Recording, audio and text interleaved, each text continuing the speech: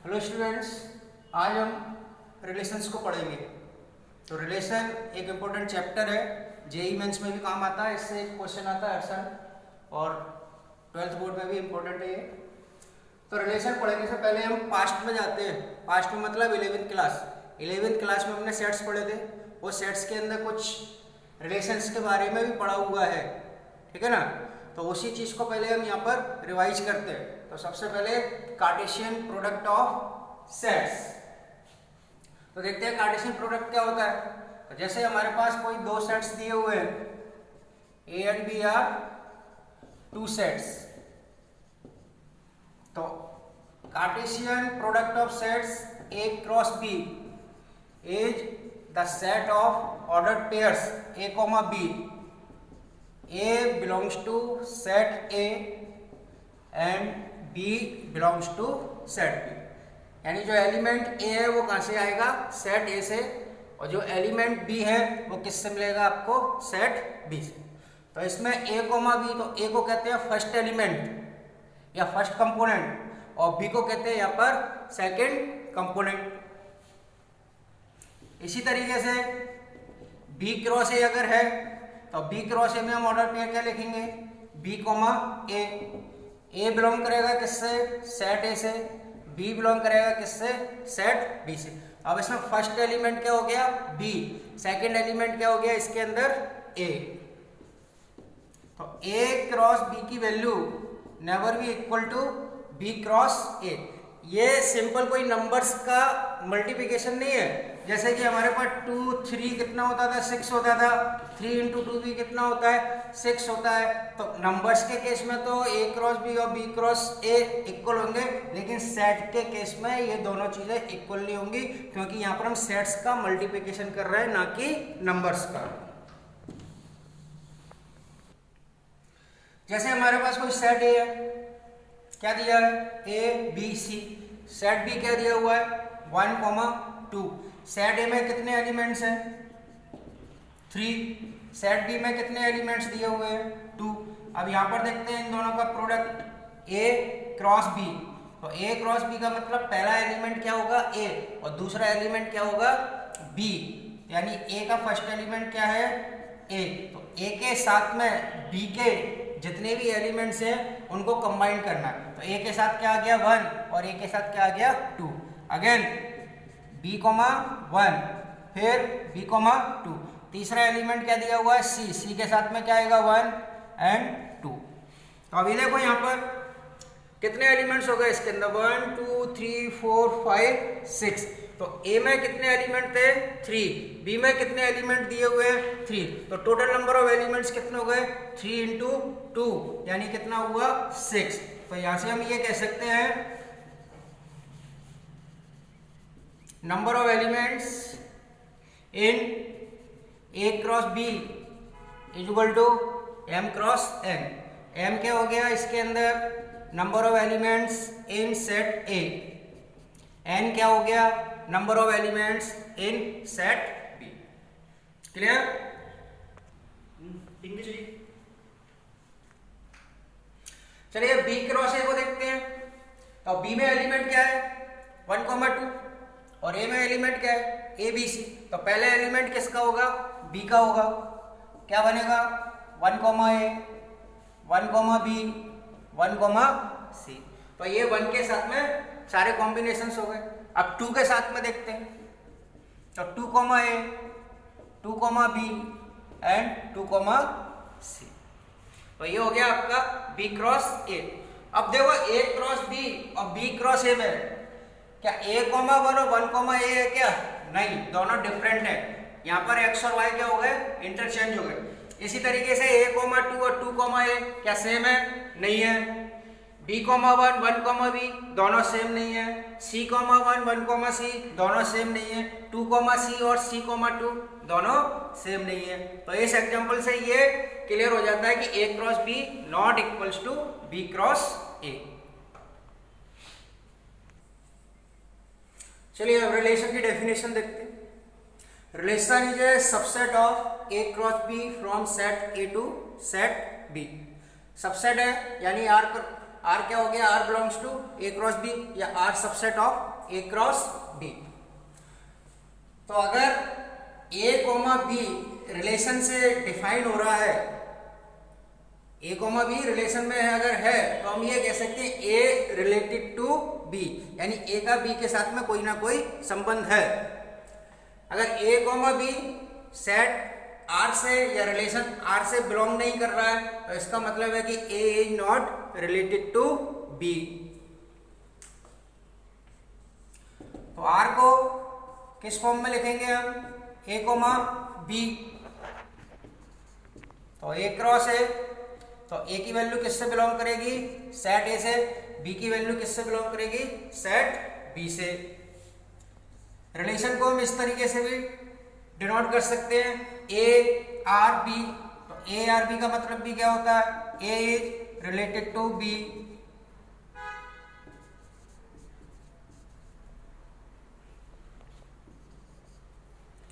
तो मेन चीज आती है कि आर भी एक सेट दिया हुआ है, ठीक है।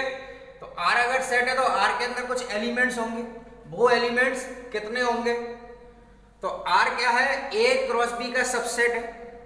तो किसी एलिमेंट में अगर n एलिमेंट्स हैं तो उसके नंबर ऑफ सबसेट्स कितने होते हैं, 2 की पावर n। तो इसी तरीके से a क्रॉस b, अभी हमने देखा था a क्रॉस b के अंदर नंबर ऑफ एलिमेंट्स कितने थे, m क्रॉस n। तो a क्रॉस b के नंबर ऑफ सबसेट्स कितने बन जाएंगे, 2 टू दी पावर mn, और 2 टू दी पावर mn क्या है, यहाँ पर एलिमेंट्स है। तो number of elements in R कितना होगा, 2 to the power mn।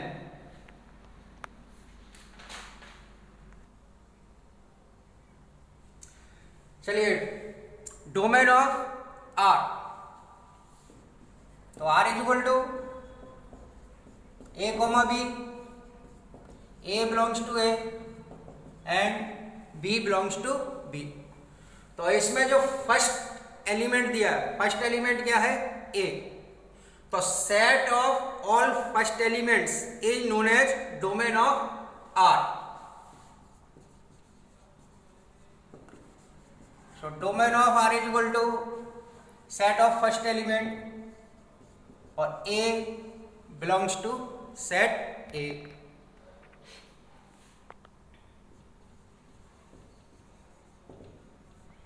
Now range of relation, range of relation second element क्या दिया है, P दिया हुआ है, यानी set of all elements of second elements of A comma B, that is equals to range.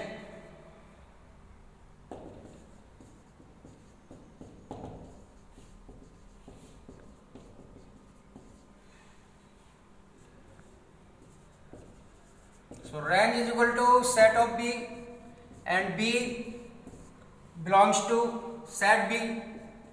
Range always subset of set B.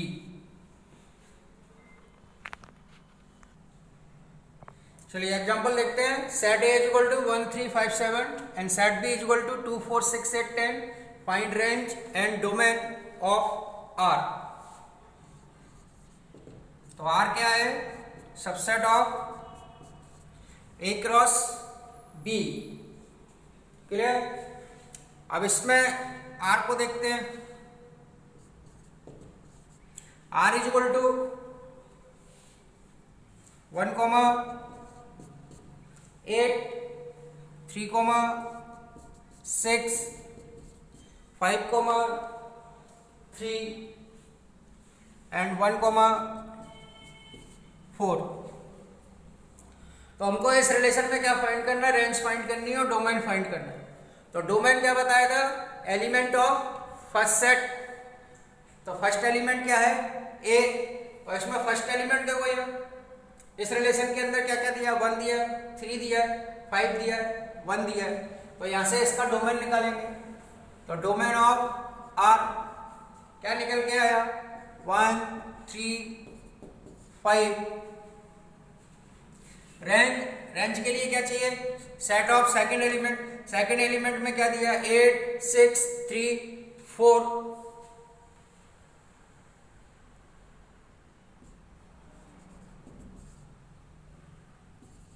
तो 8, 6, 3 and 4।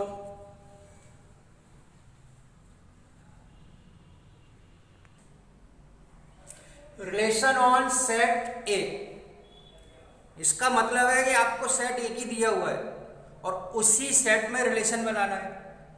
तो इसका मतलब है कि जो पहला एलिमेंट होगा रिलेशन का वो सेट ए से बिलोंग करेगा और दूसरा एलिमेंट भी जो होगा वो सेट ए से ही बिलोंग करेगा। यानी जो सेट बी की वैल्यू है वो किसके इक्वल हो गई, सेट ए के इक्वल।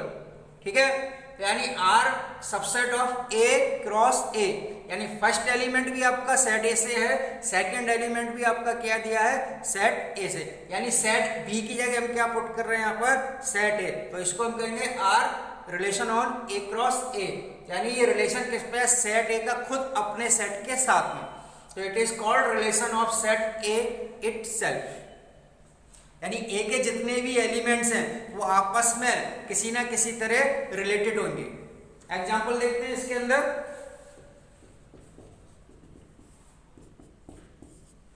A equal to 1,2। अब इसमें ए क्रॉस ए देखो, ए क्रॉस ए क्या बनेगा, 1,1, 1,2, 2,1 एंड 2,2। तो इसके अंदर रिलेशन आर 1,2, 2,1 एंड 1,1। तो ये तो आपका हो गया ए क्रॉस ए। अब इसका हमने क्या ले लिया, सबसेट ले लिया। ए क्रॉस ए का क्या लिया, सबसेट। कौन कौन से एलिमेंट्स आ जाएंगे, 1,2 ले लिया, 2,1 ले लिया, 1,1 ले लिया। ठीक है, अब देखो यहाँ पर 1 किससे है, सेट ए से। 2 भी किससे बिलोंग कर रहा है, सेट ए से। यानी ये रिलेशन क्या हो गया, सेट ए का सेट ए पर। 2 कहाँ से बिलोंग कर रहा है, सेट ए से। तो 1 कहाँ से बिलोंग कर रहा है, सेट ए से। और ये भी क्या हो गया, ए क्रॉस ए, यानी सेट ए का खुद सेट ए पर रिलेशन। 1 सेट ए से बिलोंग कर रहा है, यहाँ पर ही 1 सेट ए से बिलोंग कर रहा है। यानी जो सेट ए के एलिमेंट्स हैं वही एलिमेंट्स आपके सेकेंड एलिमेंट भी होंगे। यानी इसको हम कहेंगे relation on set A.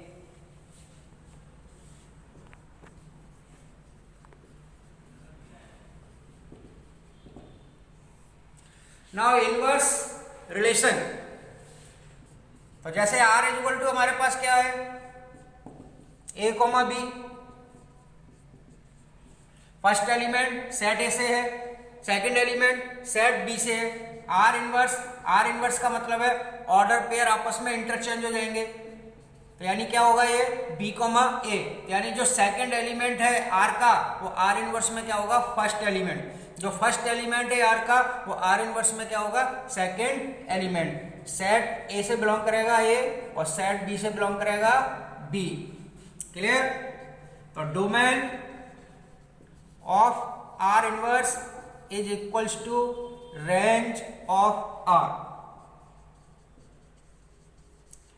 Range of R inverse is equals to domain of R. क्यों, इसमें एलिमेंट्स आपस में इंटरचेंज हो गए। जो फर्स्ट एलिमेंट है वो सेकंड एलिमेंट बन गया, जो सेकंड एलिमेंट है वो फर्स्ट एलिमेंट बन गया। इसको हम एक एग्जांपल से देखते हैं। चलिए एग्जांपल लेते हैं। सेट ए में एलिमेंट्स 1 2 3, सेट बी में एलिमेंट्स क्या दिए हैं, ए बी सी डी दिए हुए, और ये हमको एक रिलेशन दिया हुआ है 1, A 1, C 2, D and 2, C। तो रिलेशन ऑलरेडी हमको दिया हुआ है इसके अंदर, और इसमें हम डोमेन ऑफ आर देखते हैं पहले। डोमेन ऑफ आर क्या होता है, सेट ऑफ फर्स्ट एलिमेंट। तो इसमें फर्स्ट एलिमेंट देखो 1 1 2 2, यानी इस रिलेशन का डोमेन क्या आ गया, 1, 2। रेंज देखते हैं। रेंज ऑफ आर क्या होती है, set of second element. Second element देखो ए दिया है, सी दिया है, डी दिया है, सी दिया है, यानी 3 एलिमेंट्स हैं, ए सी डी। अब हमको देखना है आर इनवर्स क्या होगा। आर इनवर्स है जो रिलेशन आर के ऑर्डर पेयर दिए हुए हैं उनके एलिमेंट्स को इंटरचेंज कर दो। तो फर्स्ट क्या दिया 1, A, तो इसको हम क्या लिखेंगे A, 1, यहाँ पर क्या दिया 1 सी, आर इनवर्स में क्या हो जाएगा c 1, यहाँ आर में क्या दिया 2 डी, तो यहाँ क्या होगा d 2, ये क्या होगा c 2। अब देखो यहाँ पर फर्स्ट एलिमेंट क्या क्या a c d c, so domain of R inverse क्या निकल के आया a c d, range of R inverse, range में क्या देखेंगे सेकंड एलिमेंट क्या है 1, 2। अब इस एग्जांपल से देखो डोमेन ऑफ आर कितना है 1, 2, और यहाँ पर domain range of R inverse देखो कितनी है 1, 2, यानी ये दोनों आपके कैसे दिए हैं सेम दिए हुए हैं। डोमेन ऑफ आर और रेंज ऑफ आर इनवर्स दोनों की वैल्यू कैसी आ रही है सेम आ रही है। ऐसे यहाँ पर देखो रेंज ऑफ आर क्या दिया है ACD, तो यहाँ पर डोमेन ऑफ आर इनवर्स क्या दिख रहा है ACD, तो इन दोनों की वैल्यू भी कैसी आ रही है सेम आ रही है। तो यानी इस एग्जांपल से ये क्लियर होता है कि आर का जो डोमेन है वो आर इनवर्स की रेंज के इक्वल होगा।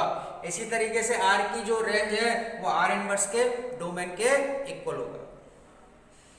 Thank you. नेक्स्ट चीजें हम अगले लेक्चर में देखेंगे।